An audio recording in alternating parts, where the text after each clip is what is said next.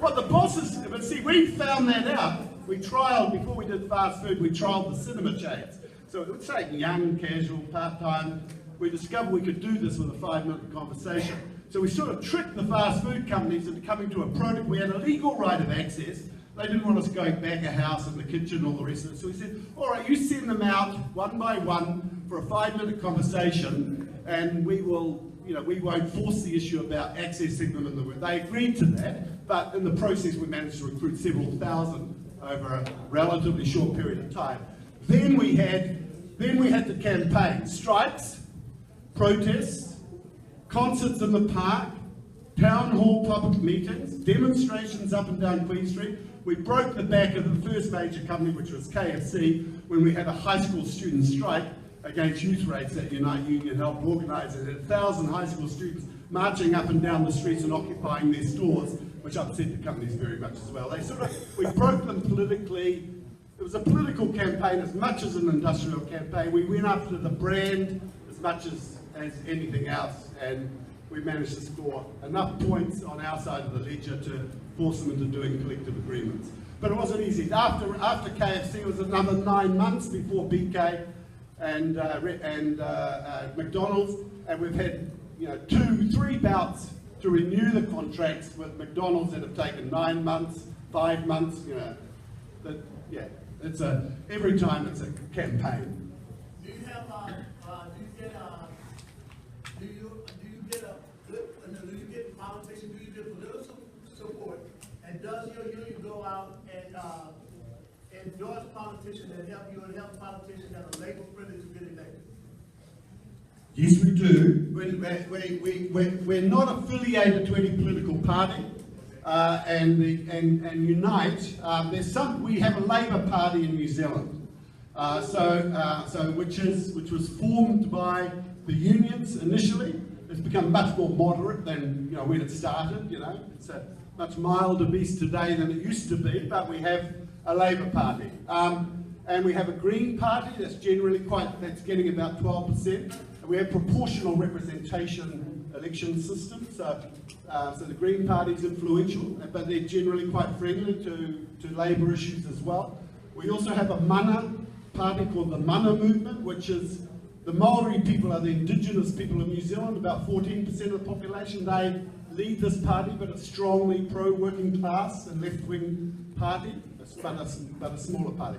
So we as a union collaborate with all three. The Green Party was very important to a campaign against youth rates. And they led the sort of debate in Parliament and had a bill in Parliament around the youth rates issue. The Labour Party is very important, being over the minimum wage issue, because it was during their government from 1999 to 2008 that the minimum wage went from 30% of the average to 50% of the average wage. So that Labour government, we worked very hard. But we also knew not to rely only on that, right? We won it in the streets before we won it in Parliament. We abolished youth rates in our contracts before they legislated to abolish youth rates. We were going to get a collective agreement, so that minimum wage movement was supported publicly and politically by campaigns in the streets. And that's what's good. I really love what's happening now in the USA, starting to see that where people are raising their eyes around this $15 minimum wage idea, or doing referendums in Seattle and that sort of thing. Great. We did similar things, campaigning politically to win this stuff as well. Absolutely. You can't do it, A very good point. I agree with you, because we like to tell our members that we negotiate on the streets. Yes. That's how we negotiate. We negotiate on the streets, and that's one of the messages that we said, is that when we're on the streets, we are negotiating for power. And I thank you for your comments. But at the end of the day, often still, we need some laws to be changed. We need decisions to be made by governments, so we've got to hold them accountable as well. Yeah, absolutely. Candida has a question. Yeah. With your experience and about the fast food in New Zealand, you think local too can do it over here in San Francisco, because it's the minimum wage, is the more low wage over here in San Francisco and in all the cities, I think in the whole United States. Yeah, interesting also in the United States. I mean, I'm not going to give advice to you guys, but as I understand it, some of this minimum wage stuff can be fought locally as well. And so they've done it in Seattle with a vote in favour of a $15 minimum wage in Seattle, and I'm sure if there's an opportunity for doing similar things in San Francisco, which I understand is a progressive city, that's what I'm told, so should be able to. So yes, a fight around raising the minimum wage for the city, because again, don't believe any of the arguments that it's going to lead to a loss of jobs or anything like that. It's not true. They pay what they have to pay. They pay $20 an hour in the hotels in New York, and they pay, much less here, as I understand. So it depends where you are. Yeah. Like Alfonso was asking you, you have some advice for us how to. What I discovered, again, I don't like to give too much advice, right? But I visited one McDonald's store in Philadelphia as part of this campaign. I went to an international meeting last week in New York, and we launched an international worldwide fast food campaign. So it's starting all around the world. And we were invited there because we had done it more successfully than most other countries.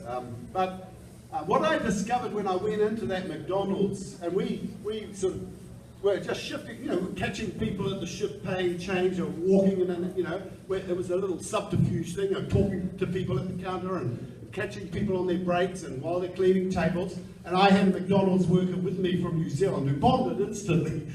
She was one of our staunch delegates who led the strike to get the last agreement. And she bonded.